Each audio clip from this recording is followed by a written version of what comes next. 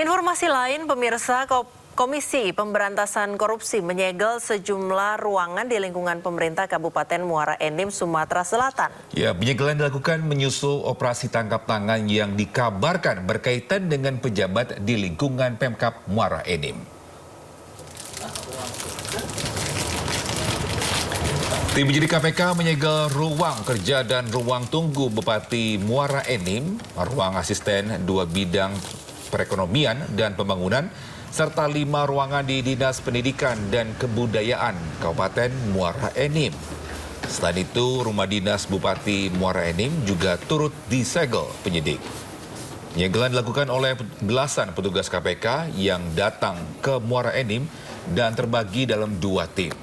Satu tim melakukan penyegelan di Dinas Pendidikan dan Kebudayaan, sementara tim lainnya menyegel ruang kerja dan rumah dinas Bupati. Sebelumnya KPK juga dikabarkan menangkap Bupati Muara Enim untuk dibawa ke Palembang sebelum diberangkatkan ke Jakarta. Tim mengamankan sejumlah 10 orang, diamankan di wilayah Jakarta dan juga Sumatera Selatan. 5 diantaranya merupakan pihak-pihak dari Pemkab Muara Enim dan 5 orang lainnya dari pihak swasta. Saat ini beberapa sedang dilakukan pemeriksaan intensif di tahap penyelidikan di Polda Sumsel. Beberapa diantaranya sudah diamankan di K4. Detil perkaranya nanti kami akan sampaikan. Jadi ini terkait dengan dugaan penerimaan yang dilakukan oleh PN, penyelenggara negara di wilayah Kabupaten Muara Enim dari pihak swasta berkaitan dengan pengadaan yang ada di lingkup. Pemirsa, KPK menahan 2 tersangka baru kasus dugaan korupsi kuota haji 2023. Ya, 2 tersangka baru yakni ISM, ini selaku Direktur Operasional PT Makassar Toraja atau Maktur Travel, serta ASR selaku Komisaris PT Rauda Eksati Utama. 2 tersangka baru kasus korupsi kuota haji 2023 dan 2024. Antara lain Ismail Adam, ISM, selaku Direktur Operasional PT Makassar Toraja, Maktur Travel, serta Asrul Aziz Tabah, selaku Komisaris PT Rauda Eksati Utama, sekaligus Ketua Umum Asosiasi Kesatuan Travel Haji Umroh Republik Indonesia atau KESTURI. Kedua tersangka bersama pihak Kementerian Agama mengatur pengisian kuota haji khusus tambahan bagi perusahaan yang terafiliasi dengan Maktur dan Asosiasi KESTURI agar mendapatkan kuota haji tambahan dengan skema tanpa antri. Kedua tersangka dilakukan penahanan selama 20 hari pertama sejak 8 Juni hingga 27 Juni 2026. Dilakukan penahanan di Rumah Tahanan Negara Cabang Gedung Merah Putih.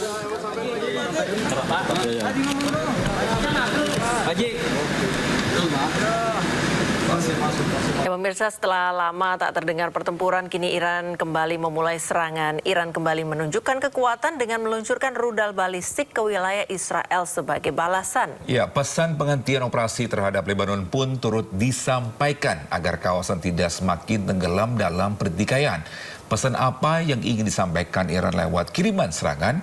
Berikut perbincangan Yudi Handoyo dengan pengamat pertahanan dan juga Din atas pertahanan RI di Iran 2009 hingga 2012, Majen TNI Purnawirawan Prof. Budi Pramono. Dengan klaim bahwa serangan Israel ke Iran, kemudian juga dengan pernyataan bahwa Amerika ini menegur Israel untuk tidak usah menyerang Lebanon lagi, Hizbullah lagi, begitu. Apakah mulai ada perpecahan di sana, Prof?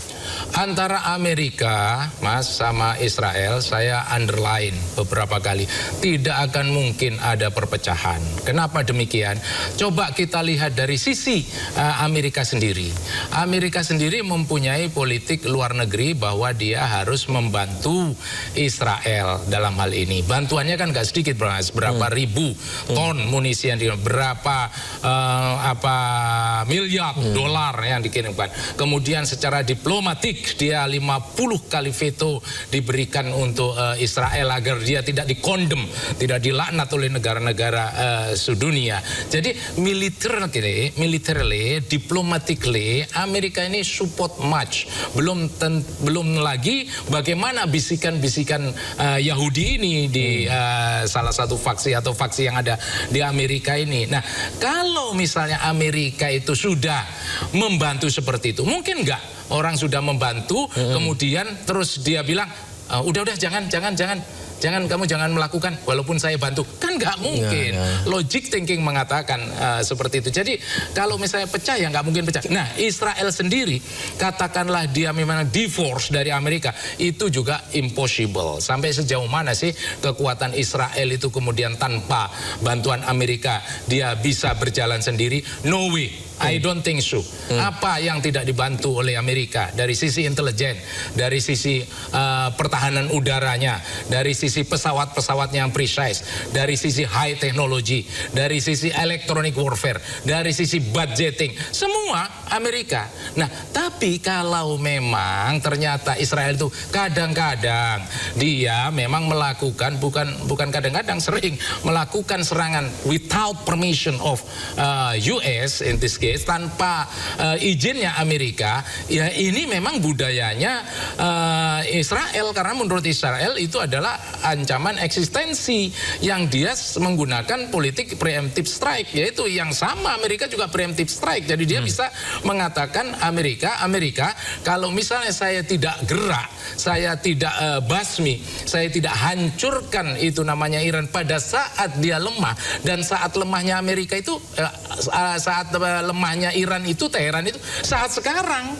Saat sekarang dia kehabisan, bagaimana rudalnya, kehabisan bagaimana drone-nya, bagaimana fasilitas energinya juga banyak dibom ya. Tapi di balik itu semangatnya Iran ini kan luar biasa. Dengan nuklirnya dia masih yang tidak bisa diotak-atik. Nah, ini bagi Israel adalah capaian yang sangat besar. Nah, apabila capaian itu tidak bisa dicapai, ya katanya Clausewitz bahwa kalau politik itu tidak bisa dicapai dalam pertempuran, it means the war is not final yet. Jadi perang itu belum selesai, katanya Clausewitz dalam On War-nya itu. Makanya dalam hal ini si Israel juga menggunakan prinsipnya di art of war-nya Sun Tzu. Kenapa? Serang ketika dia lemah, gitu kan. Pada saat dia tahu bahwa lemahnya Iran itu terletak pada saat-saat sekarang ini, ya dia harus serang. Otherwise, ya itu namanya chance never come twice. Nggak ada yang namanya kesempatan itu datang dua kali. Ke informasi lain, pemirsa, Presiden Prabowo Subianto melantik dan mengambil sumpah jabatan Kepala BGN Nanik S. Deyang dan penasihat khusus Presiden Said Iqbal. Lagu kebangsaan Indonesia. Ya, bisa Presiden Prabowo Subianto melantik dan mengambil sumpah jabatan sejumlah pejabat tinggi negara.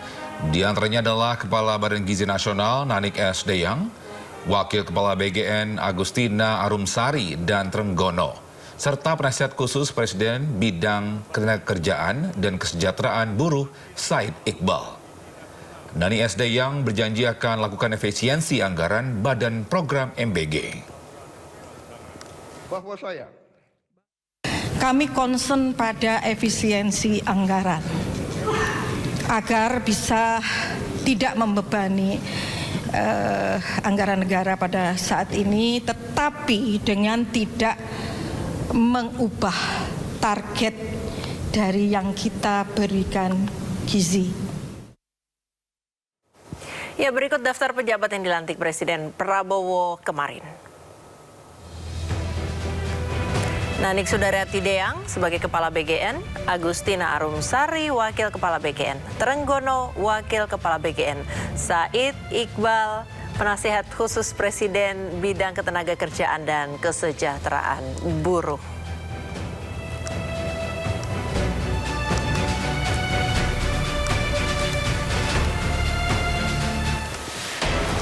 Ya, Nanik Sudaryati Deyang lahir di Madiun, Jawa Timur 3 Januari 1968. Sebelum bergabung dalam pemerintahan, Nanik diketahui sempat berkarir sebagai jurnalis. Nanik memulai karir di pemerintahan saat dipercaya menjadi Wakil 1 Badan Percepatan Pengentasan Kemiskinan pada tahun 2004. Sementara sebelumnya pada tahun 2019, Nanik pernah menjabat sebagai Wakil Ketua Badan Pemenangan Nasional untuk pasangan Prabowo Sandiaga Uno dalam Pilpres.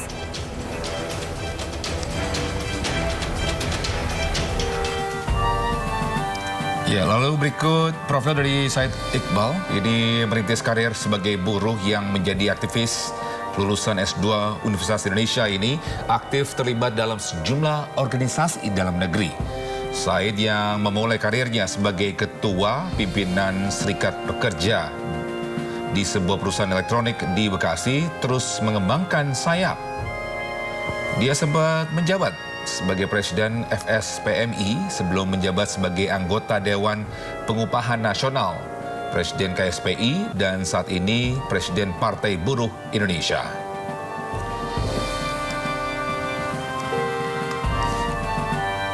Kiprahnya di dunia internasional juga diakui luas. Said menjabat sebagai anggota Komite Pusat Federasi Pekerja Metal Dunia, Wakil Presiden Dewan Serikat Dagang ASEAN Trade Union Council, dan anggota Dewan Umum Konfederasi Serikat Dagang Internasional.